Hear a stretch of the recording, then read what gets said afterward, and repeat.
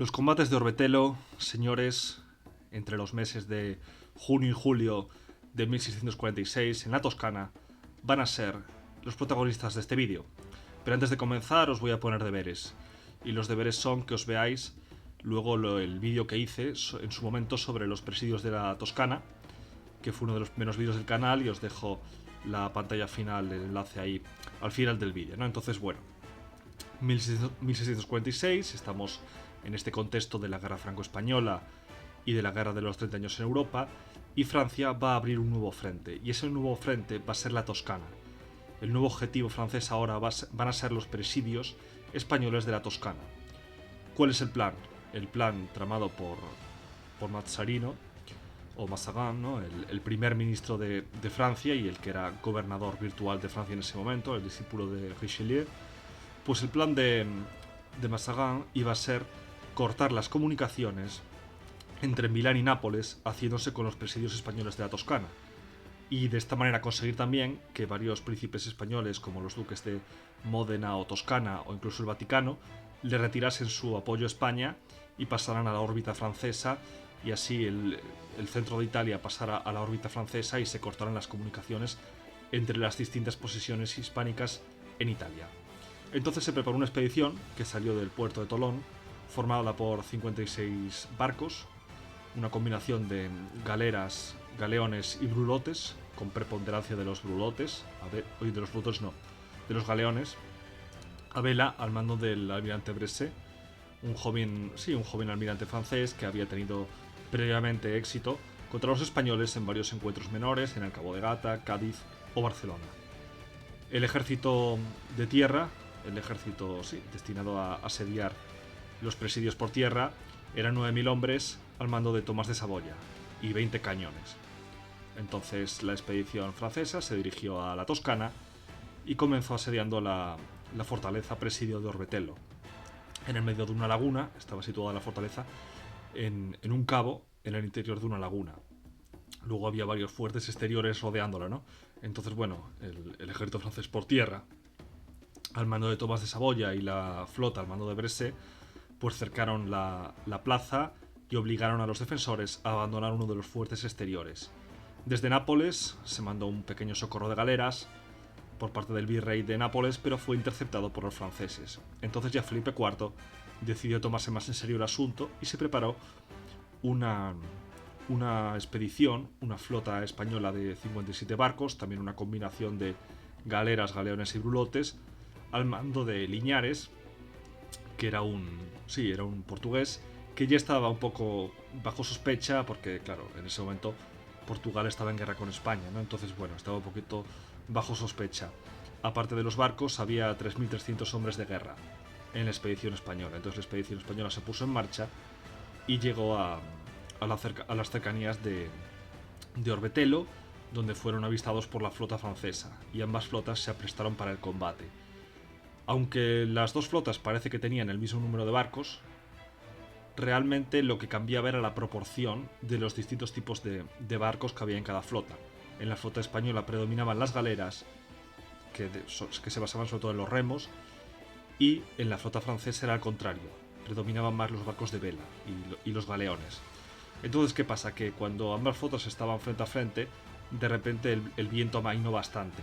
Entonces los galeones franceses más pesados tenían que ser remolcados por sus galeras.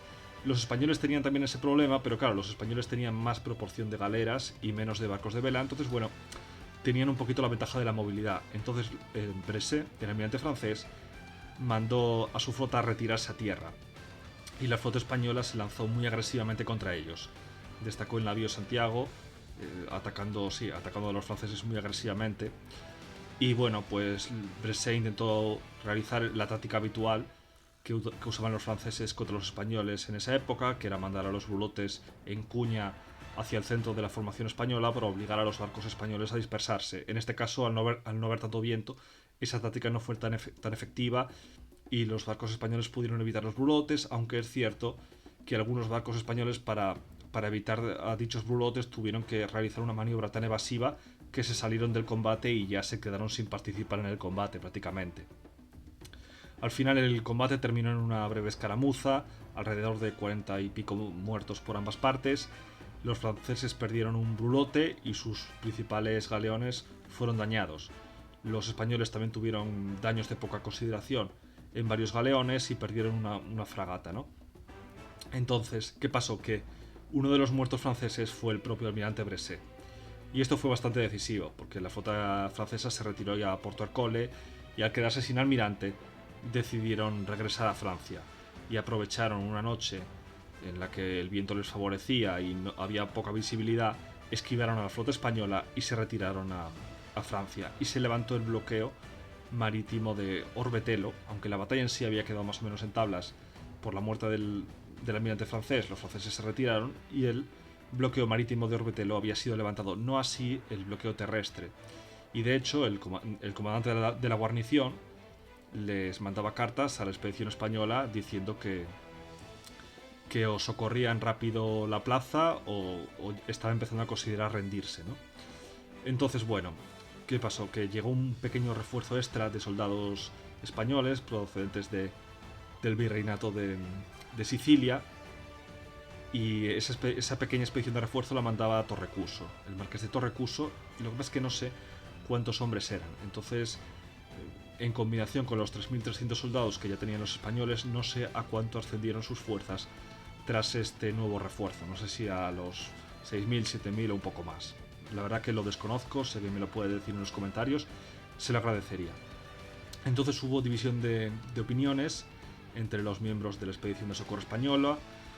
Liñares quería retirarse, mientras que Torrecuso y otros que le apoyaban querían atacar.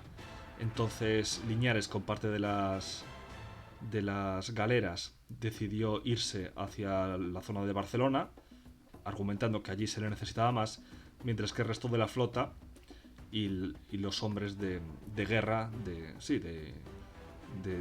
soldados de tierra firme, al mando de Torrecuso, decidían atacar para levantar el bloqueo terrestre también, ¿no? Entonces empezó desembarcando la infantería española en dos grupos. El primer grupo fue arrollado por la caballería pesada francesa, que los pilló marchando y sin tiempo para hacer su formación defensiva con el cuervo de picas, y los deshizo y los obligó a retirarse a toda prisa hacia los barcos. Pero el segundo grupo consiguió hacerse fuertes en una colina y rechazar las cargas de caballería. Y empezaron a construir trincheras. Empezaron a construir trincheras y hacerse con una especie de cabeza de playa allí, ¿no? Entonces fueron desembarcando en esa zona el resto de soldados españoles, de soldados hispánicos, y ya se preparó el asalto final, el 23 de julio. Fue una combinación de bombardeos desde la flota, desde el mar, y combinados con una salida en tromba de los soldados hispánicos hacia las trincheras de asedio francesas. Y bueno, tras unos cruentos combates cuerpo a cuerpo, los expulsaron de allí y los obligaron a levantar el asedio y a retirarse a toda prisa, dejándose todos los pertrechos y toda la artillería. La victoria fue completa y los franceses, entre muertos, heridos, prisioneros y perdidos por ahí, pues he encontrado la cifra de unas 7.000 bajas, contando todos los conceptos, claro. Y en cuanto a las bajas hispánicas, no tengo ni idea. Repito, también si alguien me las puede poner en los comentarios, se lo agradecería, no las he encontrado. Pero fue una victoria bastante importante, aunque no completa, porque no se destruyó la flota francesa y de hecho Felipe IV no quedó nada contento. No quedó nada contento y exigió responsabilidades, y de hecho algunos altos mandos de la expedición llegarían a ser destituidos y encarcelados, ¿no? como Liñares. Entonces, bueno, esta victoria incompleta, ¿qué supuso? Que al año siguiente los franceses volvieran con otra flota a la Toscana y no atacaron Orbetello, pero sí que se hicieron con Piombino y Portolongone, aunque sin embargo serían recuperados años más tarde por los tercios de Juan José de Austria, aprovechando que los franceses estaban ocupados con la fronda, ¿no? Entonces, bueno, aquí terminó el primero y realmente último intento francés de llevar la guerra al centro de Italia, que no salió muy bien. Pero bueno, seguiremos con más vídeos y en el próximo hablaremos sobre el cuarto asedio de Lérida. Darle like al vídeo si os ha gustado, suscribiros para más contenido, os dejo los enlaces a mi novela histórica en Amazon Universidad de la Guerra, que trata sobre los tercios españoles también. Y recordad que suscripción y campanita es la combinación ganadora. Adiós.